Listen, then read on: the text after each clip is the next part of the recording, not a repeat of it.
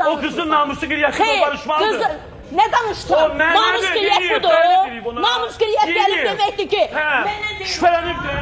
Canlı efirdə gərgin anlar yaşanıb. Tarix Əliyev və Şəfiqə Nağıyev arasında fikir ayrılığı mübahisəyə səbəb olub. Sözü gedən görüntüləri sizə təqdim edirik. Mən sənə bir söz deyim. Şəfiqə xanıma sənin kimi ailələr lazımdır ki, o hökmünü yaxşı vəkil olduğunu göstərsin. Amma sənin 2 dənə oğlun var. Onlara ata lazımdır. Şəfiqə ata olmayacaq onlara. Heç vaxt olmayacaqdır. Mən deyirəm. Amma o kişiyə oğlanlar lazımdır. Sən burada pafosla danışma. Niyə pafosdur? Sizdən öyrənmişik də. Ona görə ki, onu biabr elədi. Niyə ailəni dağılma? Kim istəmir o ailə barışsın burada? Hamısı istəyir. Niyə? Niyə istəmirsiniz? Tərtəmiz qızdır. Tərtəmiz qızdır. Qiriyyətli oğlandır. Niyə də barışmasın? Mən istəmirəm. Sizdə nə var o ailədə?